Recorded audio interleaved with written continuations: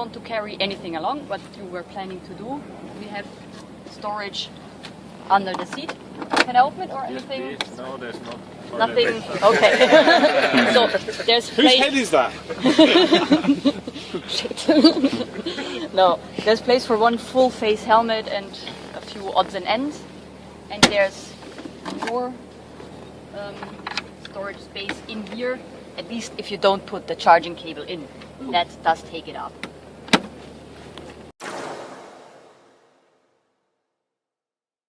We have, I mentioned yesterday, the accessories available, top case for additional storage space, higher windshield and also a higher seat. So when you ride and you feel maybe not so comfortable with the wind and weather protection, with the seat height, with the knee angle, have a test sit on the other scooter before you ride anything too negative about it, and test it, because especially for taller people above the Mediterranean average, the seat might indeed be on the low side.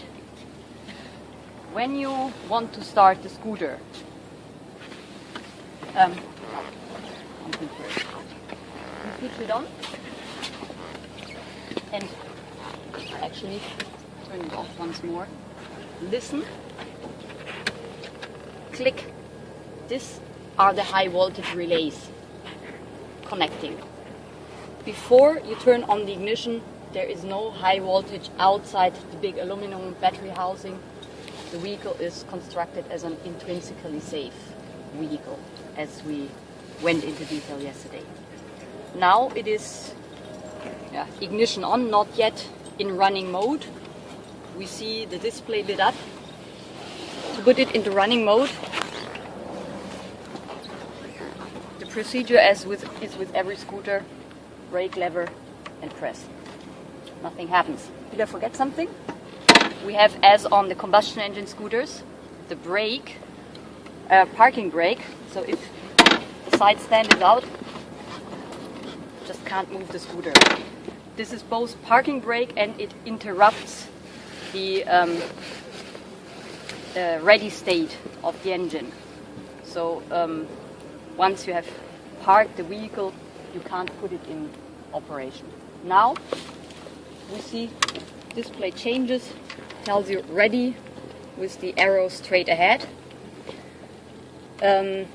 If you happen to feel uncomfortable when riding, you feel something, oh, I've never had that before, you can always, as on a combustion engine, press the kill switch. One thing that is not going to happen, killing the engine is not going to block your rear wheel.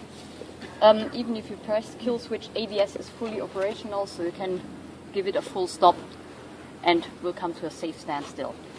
But these are not the prototypes that we had 2 years ago. These are the series production scooters, so we don't anticipate any of that kind, I think, also from the experience of the last weeks. We have some graphics, some displays, which I think we don't know from combustion engine vehicles. The most notable is here in the middle: charge and e-power.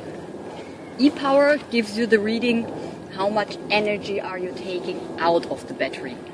You can simulate a little bit. As soon as you activate throttle, you see how the blue dots move forward and they show you how your consumption. The left-hand side, charge, shows you how much energy are you recuperating.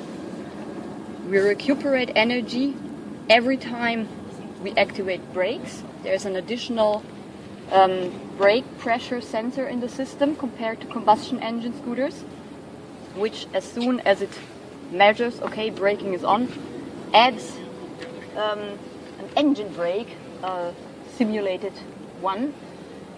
The engine turns generator and feeds power back into the battery.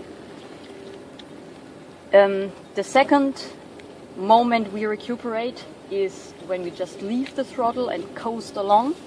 Then also we have an artificial engine drag, which feeds energy back into the battery. But that is depending on the riding modes, to which I will come in a moment. At the moment you see the recuperation indicator is full of red dots. That is because the battery level is at 100%. And it's kind of logical. If the battery is completely full, it can't take any more energy. That means recuperation at the moment can't be taken to the maximum. That means also that this artificial drag torque, this engine brake, you will start to feel that after about 8 to 10 kilometers to a stronger extent. At the moment, it's not very pronounced.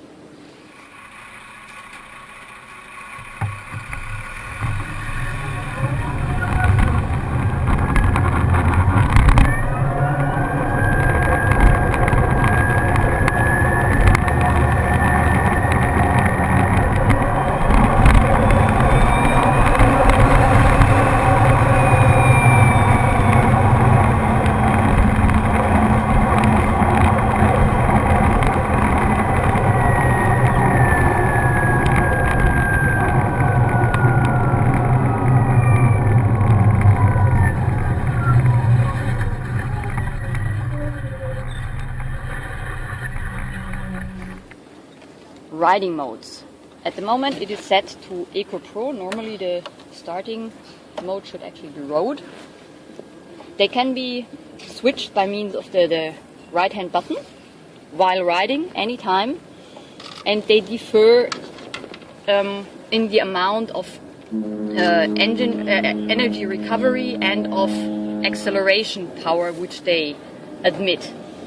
Road is the standard modus. You have the full acceleration potential, and we will see that as soon as the red dots have disappeared, you have about half the strength of energy recuperation available.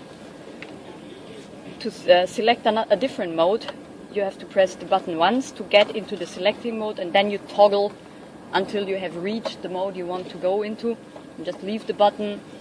The modes will switch within 2 seconds, and especially the differences in the engine brake, they will transit smoothly, so there's not a hard transition from one mode to the other. The sail mode is something very specific to electric vehicles. You have no engine brake at all. It feels a little bit as if rolling along on a combustion engine vehicle in neutral or with the clutch pulled. The difference is, once you want to accelerate again, you don't have to engage a clutch and have this. You can just accelerate smoothly from the rolling situation. One word of warning: if you do that going downhill after our coffee stop, take it slowly at first, because it takes some getting used to. Next one is the dynamic mode. There you have full engine brake. That means full energy recovery and full acceleration power. In urban traffic, that more or less puts you in the situation that you can follow the traffic without touching the brake levers, because the engine brake is strong enough to decelerate. I find that one of the most practical modes in everyday riding. And last but not least, the Eco Pro mode also has full energy recovery, but has a limited amount of current that I can take out of the battery. That means your acceleration is slowed down. That is in order to maximize range. To be honest, the biggest factor concerning range is not any mode, it's your right hand. So this can help in having an energy efficient ride, in maximizing your range, but the biggest factor is, what do I do with the throttle grip? The green bar indicates the level of battery energy. Now we are at 100%, we have 100 kilometers range. Look for yourself how many kilometers, how many percentage of battery power. Until now we have always had the experience that it very much corresponds 1% of battery power, 1 kilometer distance ridden.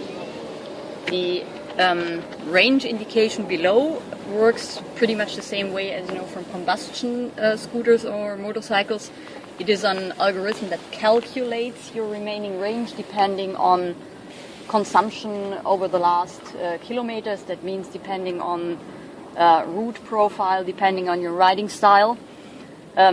that means that if you just roll along normally, it will be more or less the same as the percentage. If you go steep uphill, full gas, it will drop dramatically. If you roll downhill and recuperate more, it will rise again. If in doubt, the absolutely reliable value is the percentage of battery power. That is can be measured. Basically, the values are not different from what you have on a combustion engine with the fuel gauge and the range indication. Only here it's much more exact. You have down to the last percentage the remaining amount of energy you have left in your vehicle. That's something that we normally don't see. Remaining functions here on the handlebar. We have the board computer, which you know from all the switches are those that you know from our other models. Board computer, trip counter, daytime running light, which actually is standard on the scooter, heated grips on the right hand side. Doesn't look like we're going to need them today. And one interesting thing which Eddie mentioned yesterday, we have a reverse aid. We've moved. Okay. I would have checked anyway. So to use that, press the button and you see this display changes to R and the arrow backwards. And then you just activate the throttle and roll backwards at maximum walking speed. So race backwards is not possible. Once you leave the button, it turns to forward riding again. So we have a quite complete standard equipment on the scooter. We have, of course, ABS as standard. I already mentioned daytime running light, reverser, riding modes. One thing that is also very new on the scooter is the torque control assist system. This combines traction control functions. I mentioned yesterday we have a lot of torque, so it makes sense to harness that in case the conditions get a bit slippery or in cities with cobblestones and rails and whatever. But we, contrary to combustion engines, if the recuperation is very strong, it might also happen that your rear wheel locks for the sheer power of the engine brake. And in that case, normally you don't have ABS because you're not working on the brakes. So this system also works as a control for the blocking of the rear wheel in case of recuperation. It combines, TCA, Torque Control Assist, combines ASC and ABS functionalities. That's something that we also have, as far as I know, it's a first on an electric vehicle. I haven't seen that anywhere else yet.